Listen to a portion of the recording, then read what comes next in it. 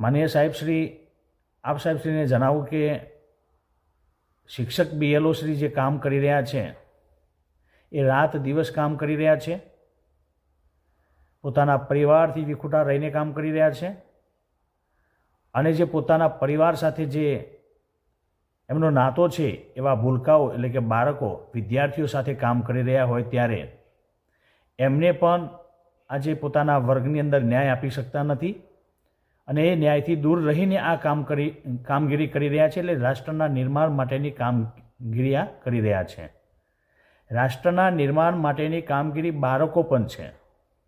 આજે બાળકોને વિખૂટા રાખી અને આ કામગીરી જ્યારે કરી રહ્યા હોય ત્યારે આપ સાહેબશ્રીને મારી નમ્ર વિનંતી છે કે આપ જાણો કે તંત્રના માધ્યમથી શિક્ષકોને કેવા ડરાવવામાં આવે છે, કેવા ધમકાવવામાં આવે છે.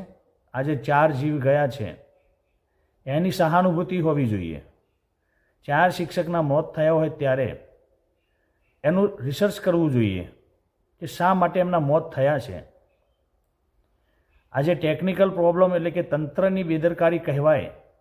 આજે એટલી ટેકનિકલ પ્રોબ્લેમ ઇસ્યુઝ આવી રહ્યા છે. આપ નીચેના બેકગ્રાઉન્ડ ઉપર જાશો તો આપ સાહેબશ્રીને ચોક્કસ ખ્યાલ આવશે કે નીચે કામગીરી કેટલી કરવી અઘરી છે. નીચેના શિક્ષકો જે કામ કરી રહ્યા છે, ઓનલાઈન બેઝ ઉપર કામ કરી રહ્યા છે, તેમાં ટેકનિકલ પ્રોબ્લેમ ઇસ્યુઝ ઘણા બધા છે. એને ખરેખર આપણે સાથે મળી અને તંત્રને જાણ કરવી જોઈએ.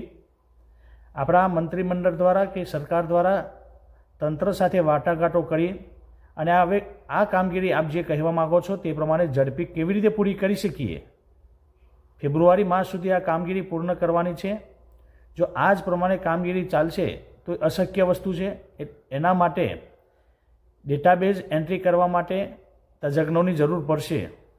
એક શિક્ષક 1000 મતદારોના ફોર્મ ફિલઅપ કરે, ઘરે ઘરે જાય, ઘરેથી આવી અને ઓનલાઈન કામગીરી કરવા બેસે. મોબાઈલ ડેટા સાથે એક કવરેજના પ્રોબ્લેમ્સ હોઈ શકે છે. વિસ્તાર ઘણા ઊંડા હોવાના કારણે ત્યાં નેટવર્કનો પ્રોબ્લેમ હોઈ શકે છે. પ્રસાધને નથી મોબાઈલ આપ્યો, નથી ડેટા આપ્યો, નથી લેપટોપ આપ્યો.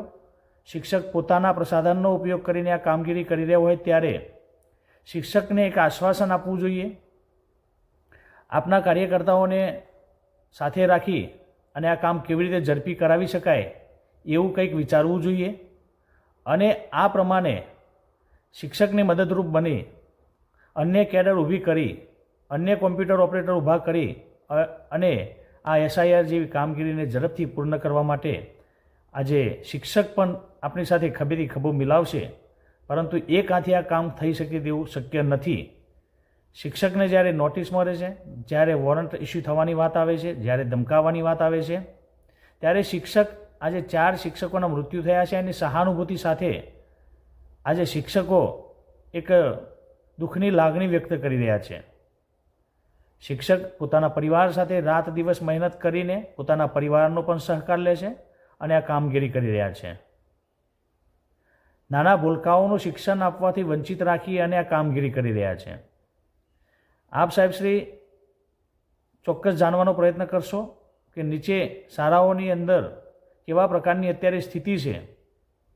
શાળાઓમાં શિક્ષક નથી, શિક્ષક બહાર છે, વિદ્યાર્થીઓ અંદર છે.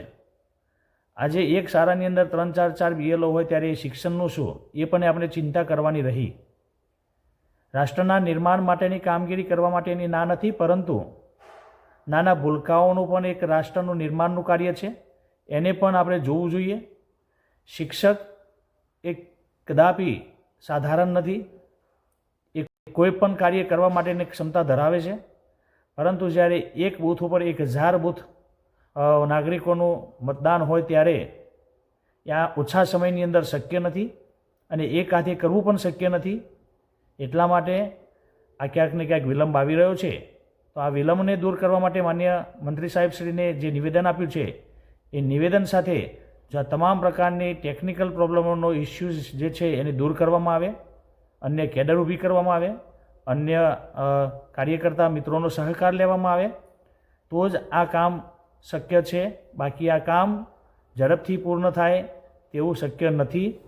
માટે આવા નિવેદન સાહેબશ્રીએ જે આપ્યા છે એ કદાચ હોઈ શકે મીડિયા દ્વારા આપ્યું હોય કે પત્રકાર દ્વારા આપ્યું હોય, પરંતુ શિક્ષક એ પોતાના સમયાંતરે કામ કરે જ છે, પરંતુ નીચેના તળિયાના તંત્રના કારણે કામ ક્યાંક ને ક્યાંક ટેકનિકલ પ્રોબ્લેમના કારણે થઈ શકતું નથી.